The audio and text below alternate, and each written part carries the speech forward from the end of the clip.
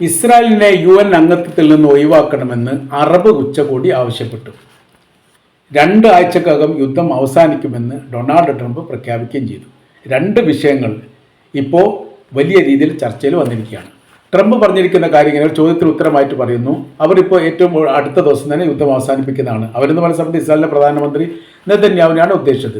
നിർണായകമായിരിക്കുന്ന ഒരു അന്ത്യം അപ്രതീക്ഷിതമായ രീതിയിൽ 2 ആഴ്ചക്കകം ഉണ്ടാവും. ഞാൻ അവർക്ക് വിവരം നൽകുകയും ചെയ്തിട്ടുണ്ട്. എന്നാൽ ഇപ്പോൾ എന്തുകൊണ്ട് യുദ്ധം അവസാനിക്കുകയില്ലെങ്കിൽ നീണ്ടു പോകുന്ന എന്തുകൊണ്ട് എന്ന ചോദ്യത്തിന് ഹമാസിനെ തീർക്കുക എന്നുള്ളതാണ് ഇസ്രായേലിൻ്റെ ലക്ഷ്യം. അതിനുവേണ്ടി പ്രവർത്തിക്കുകയാണ്. ആ ശ്രമത്തിൻ്റെ ഭാഗമാണ് ഇപ്പോൾ മധ്യ ഗസയുമായിട്ട് കേന്ദ്രീകരിച്ചിട്ട് യുദ്ധം നടക്കുന്നത് എന്ന് അമേരിക്കയുടെ പ്രസിഡന്റ് പറയുന്നു. എന്നാൽ 1.5 വർഷം കഴിഞ്ഞിട്ടും യുദ്ധം ചെയ്തിട്ടും വിജയിക്കാത്ത ഒരു മേഖലയിൽ ഇനി യുദ്ധം ചെയ്താൽ വിജയിക്കുമോ എന്ന ചോദ്യത്തിന് അവർ ശ്രമിക്കട്ടെ എന്ന് മറുപടി പറഞ്ഞുകൊണ്ട് ട്രംപ് ഒഴിഞ്ഞു മാറി.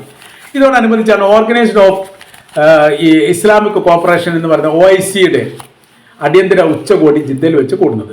57 മുസ്ലിം രാജ്യങ്ങൾ ഇതിൽ പങ്കെടുത്തു. അതിൽ വിദേശകാര്യ മന്ത്രിമാർ മുഴുവൻ പങ്കെടുത്ത ഒരു മീറ്റ് എന്നൊരു പ്രത്യേകത ഇതിലുണ്ട്.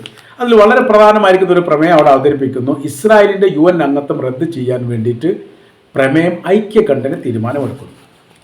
നയതന്ത്ര സമ്മർദ്ദം ശക്തമാക്കാൻ വേണ്ടി ഇസ്രായേലിനെതിരെ നയതന്ത്ര സമ്മർദ്ദം ശക്തമാക്കാനുള്ള തീരുമാനം ഇതോടനുബന്ധിച്ച് തന്നെ